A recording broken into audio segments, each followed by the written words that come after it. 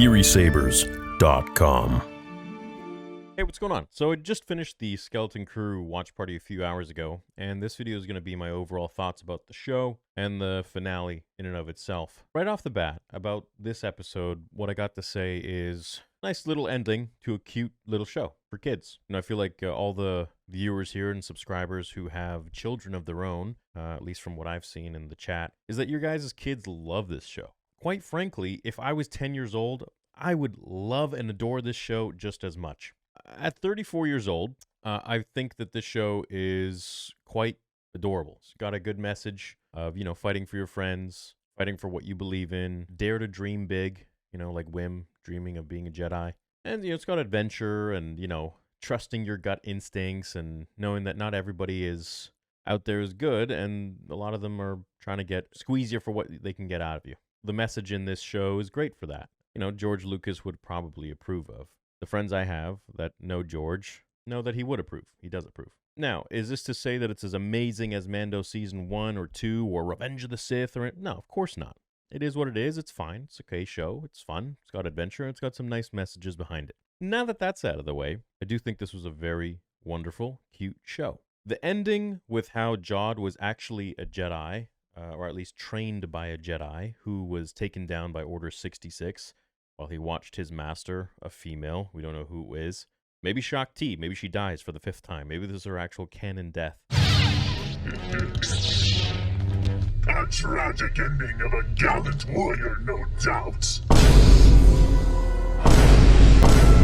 Until she was hunted down by the clones and exterminated, or maybe even by Vader. So he knows how to use the Force. He has abilities somewhat, but he is very untrained. He never completed his training. I'd argue he even went further than Padawan, which he definitely did not. So, maybe even youngling. I think the character has a lot of backstory behind him, and I think that they set this up for a season 2. I think what they're scoping is if this show has enough ratings or not. And sadly, because of the power, it doesn't have the ratings. It has the worst ratings of any Star Wars, apparently, from what we've seen in reports, the worst ratings of any Star Wars show, which is sad because I liked the show. Thought it was fun. Thought it was lighthearted. It was cute. It didn't destroy any lore. It didn't bastardize any characters. It didn't bring anyone back from the dead or before there were even a nut in their daddy's sack. Cue Ki-Adi Mundi. Can I put my balls in your jaw? Your jaw. Balls in your jaws. Didn't have any weird cave dwellers, and it didn't have any strange ideas of, some guy kidnapping someone and then taking them off to an island and having some weird sexual innuendos. This is where the fun begins. It was a very pure kids show with Star Wars themes. It reeked of adventure, of daring to be bigger, of daring to be more, daring to be something else, which is Wim, the main character. And sometimes you wonder who is the main character, really. Is it Wim or is it Fern? And you don't really know. And I think you kind of are able to find yourself in each one of the characters depending on who you are. It's like choose your character.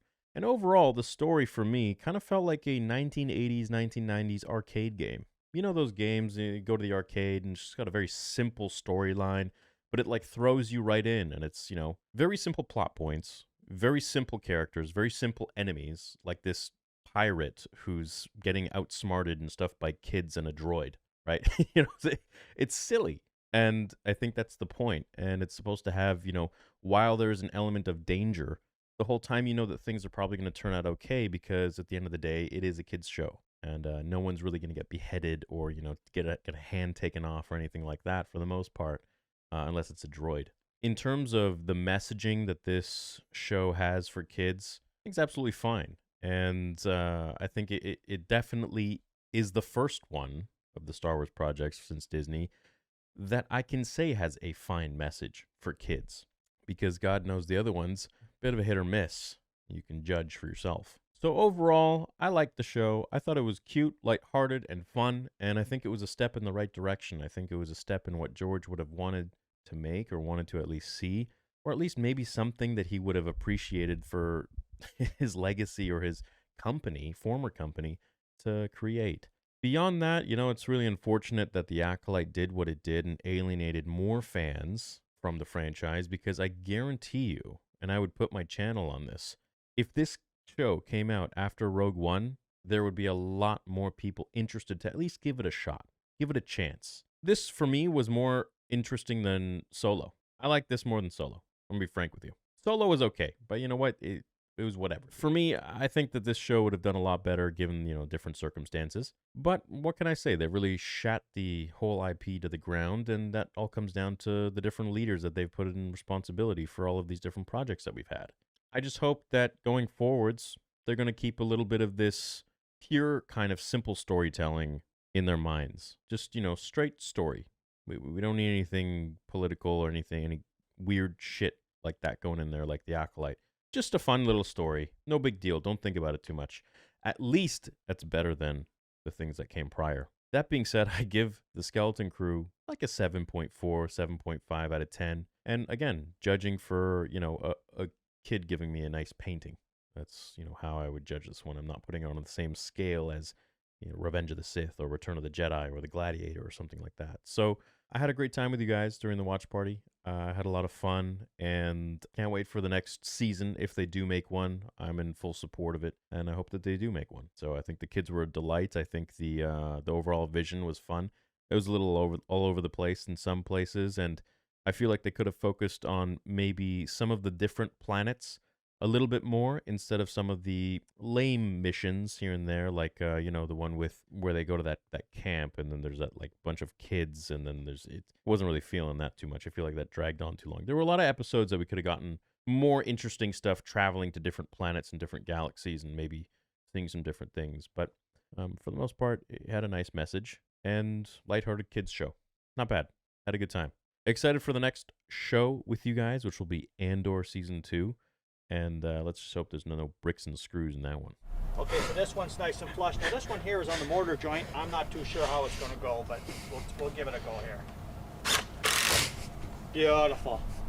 So, hope you guys enjoyed the watch parties and hope you enjoyed my review. Let me know what you think about the show as well and how you rank it out of 10. What were you expecting? What did you not like about it? And what do you hope they do going forwards in the future? Or are you totally checked out? Either way, love you guys. Hope you have a great day, and thanks for stopping by.